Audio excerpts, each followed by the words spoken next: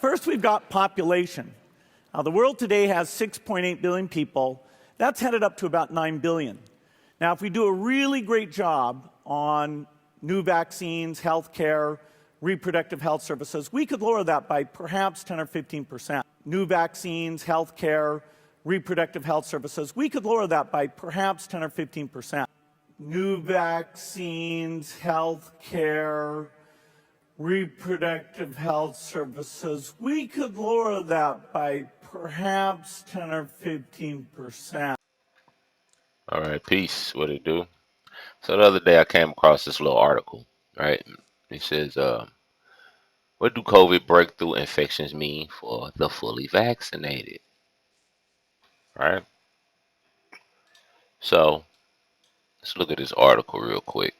Got it down. Here you go. Like one, two, I think three, four. Right? So check it out. It says the breakthrough COVID infection happens when a fully vaccinated person becomes infected with the coronavirus, experiencing symptoms, is hospitalized, or dies from the infection. Now, all of these things fall under the definition of a breakthrough COVID infections. Okay, so they could be talking about a person who is simply having symptoms or somebody who dies and everything in between.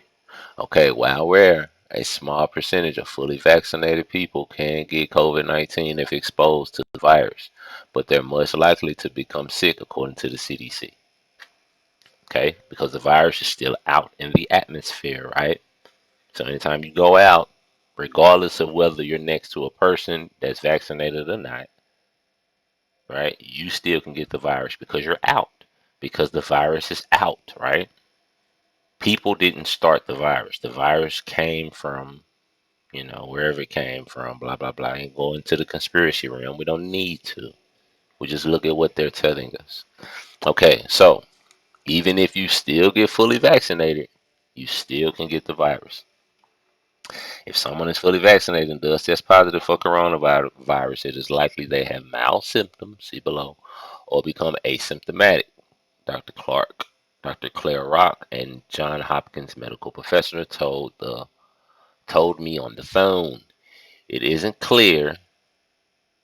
Okay, see it comes up. It isn't clear what role vaccinated people with COVID-19 might play in spreading infections. So just because you're vaccinated, you still may be able to spread it. They don't know. It is not clear. Okay? But they're still giving you an experimental drug and telling you that you need to take something that they're not even sure works or not. This is what they're telling you. As a matter of fact, if the idea is get the vaccine so you don't get the COVID-19, then it doesn't work that way. Okay? And they're going to tell you, hold on, watch. If you do become ill, experts urge you to isolate yourself. There you go, to prevent others from getting sick, especially people with medical vulnerabilities. So even if you do have the vaccine, you still need to quarantine if you get sick. How can fully vaccinated person become infected with the coronavirus? Someone can become infected with COVID-19 just before or right after they get the vaccination, as it takes roughly 2 weeks before the vaccine is most effective. However, even after the immunity builds up, there's still a chance they can become infected, according to the World Health, World Health Organization. Since the vaccines aren't silver bullets against any diseases. My question is, what's the point then? You understand me? That's my question. But let's keep reading. The main reason for breakthrough cases is due to the number of people who still haven't been vaccinated. How can you come to that logic after reading this? The main reason is for the people who haven't been vaccinated, even though the people who have can still spread the so-called virus itself, but it's the unvaccinated people's fault? How does that make sense? Once more people are fully vaccinated, it'll help reduce the spread of COVID-19 throughout the world because the virus won't be able to infect as many people. Even though fully vaccinated person can become infected and die. So, if the jab can still get the corona, how is getting the jab gonna prevent from spreading it? Oh, it just makes no sense. It just makes no sense. So this article right here, I'm finna read it to you. It's somewhat extensive, but whatever. I think this is important. Um, it's from this website right here. You see it? There you go. By Alex Brinson. Peace to the good brother. Says in the last few weeks, politicians and senior public officials have insisted over and over that the unvaccinated Americans account for essentially all the deaths of people from COVID. At a White House press briefing on July 22nd, for example, Surgeon General Vivek Murthy said that 99.5% of COVID deaths and 97% of hospitalizations are, emphasis added, among the unvaccinated. So the unvaccinated are getting sick. This is what the White House is reporting. Note that, that are please. It says note that are, please. Okay, he's telling you that are is present tense, something happening now. Okay, because they're using semantics, so that's his point. Um, Murphy, is it Murphy? Murphy isn't alone. On Independence Day, Dr. Anthony Fauci answered a question on Meet the Press about the deaths in June by saying that if you look at the number of deaths, 99.2% of them are unvaccinated. About 0.8%, 0.8% are vaccinated. Okay? Keep the numbers. NBC News, they showing you where it say that Chuck Todd. It's discerning to realize that we have nearly 10,000 people died from COVID in this most recent month that we completed in June. How preventable were they? Dr. Fauci, 99.2 of them were unvaccinated. All right.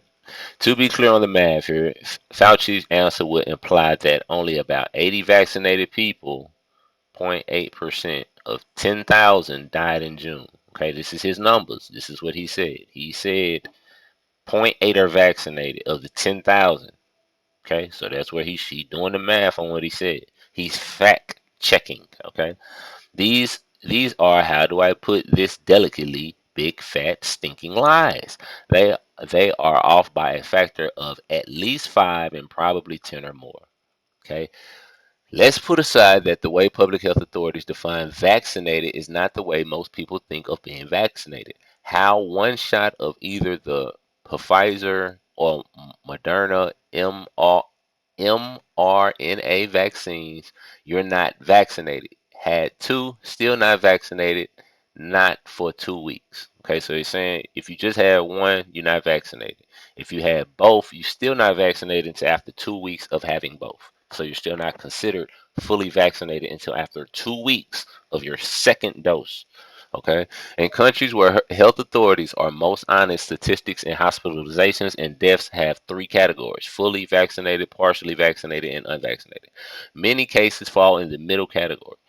In fact, data show that the vaccines can cause an increase in infection and deaths for up to 2 weeks after the first dose, possibly because they temporarily suppress the immunity by recruiting so many white blood cells to the area of the injection.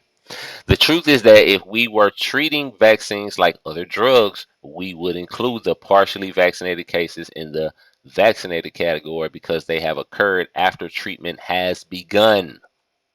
Huh? Don't that make more sense? The United States does the opposite.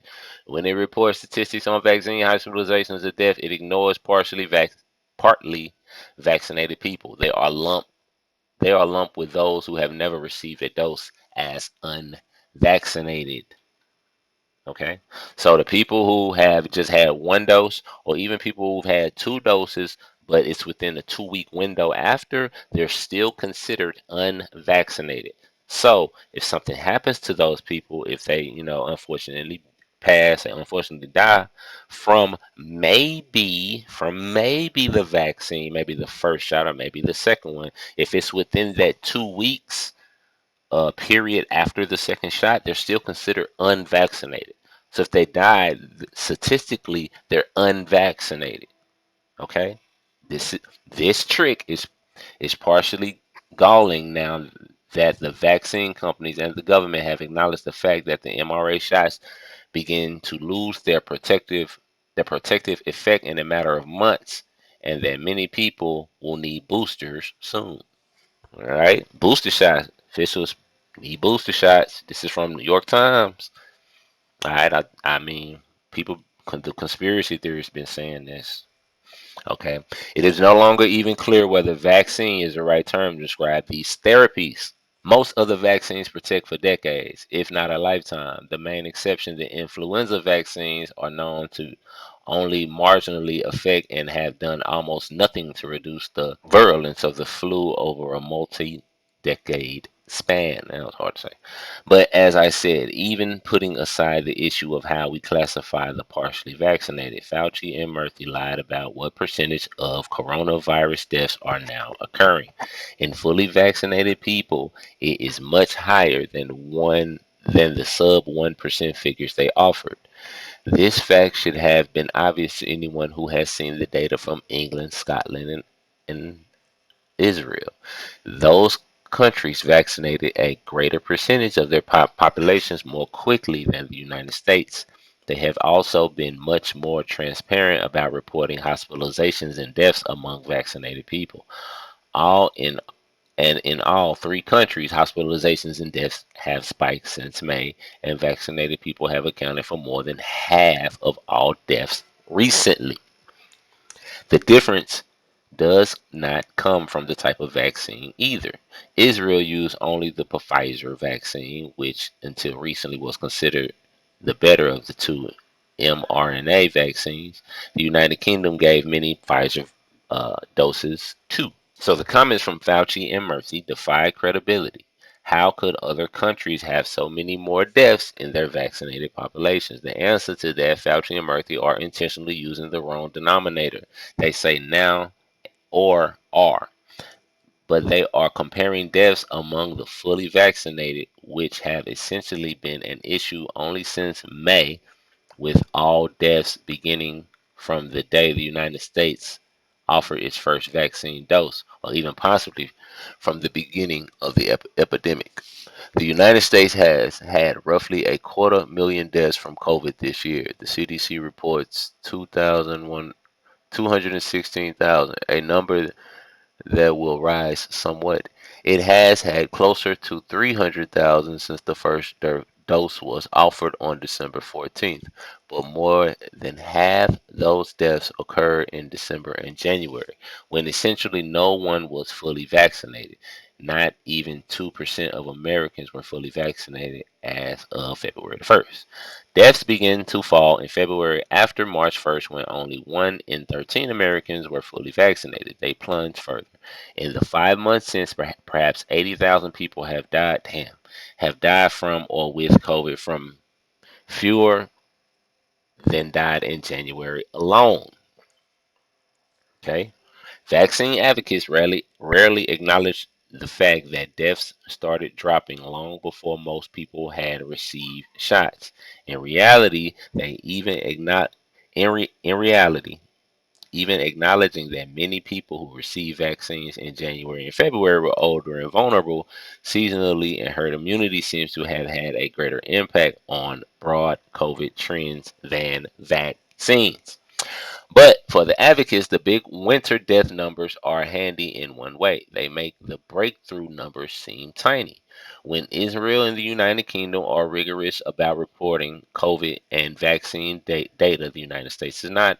Only a few states report breakthrough numbers with any regularity. The Center for Disease Control does not either.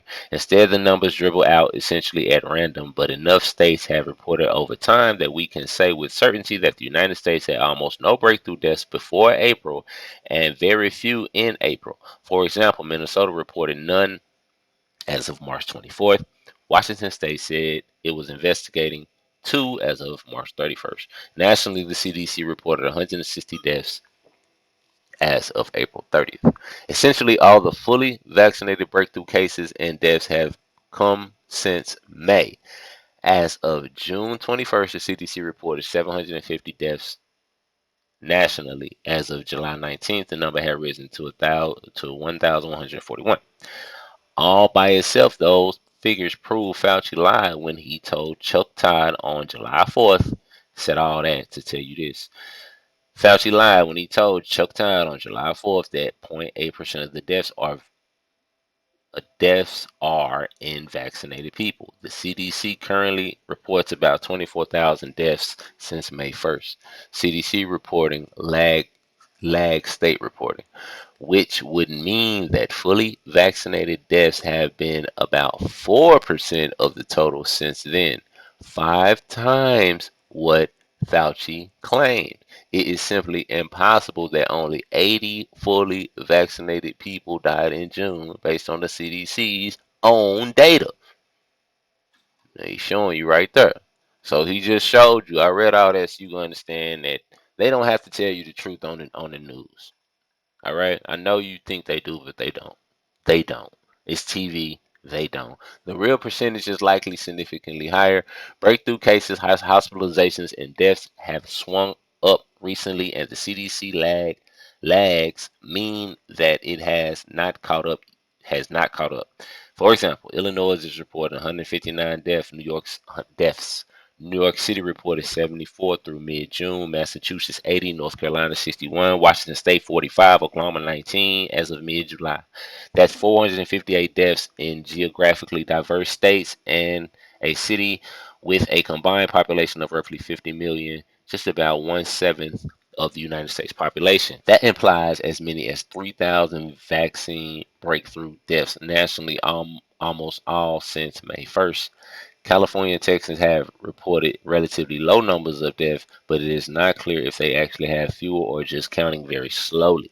The CDC reporting lag means that the actual total number of COVID deaths since May 1st is closer to 35,000 than its reported figure of three. I mean, 35 than its reported figure. If 3,000 vaccine breakthrough deaths have occurred since then, they're running closer to 10% than the 1% of COVID deaths. Further, in few states that report regularly enough for trends to be clear, including Tennessee, Utah, Washington, Oklahoma, total percentage has crept over 10% in the last couple of weeks. The tragedy here is that Fauci and Murphy don't have to lie.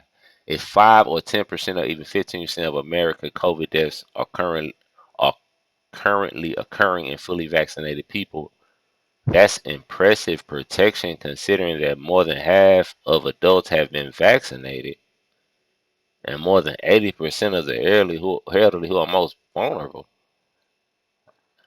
As y'all can maybe know, I didn't read all this. Is he saying this is the vaccines look to be holding up better in the United States and Israel and most comparable country, though whether that gap will continue is not clear since the United States was a few weeks behind Israel in its vaccination campaign.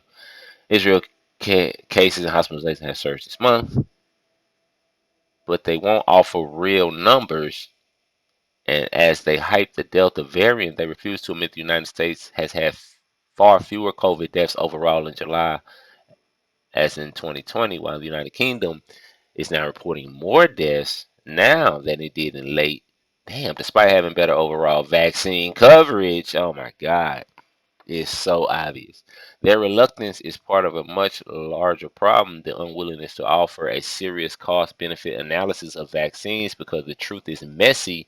The vaccines are clearly far from the miracle that the initial reports promised last November.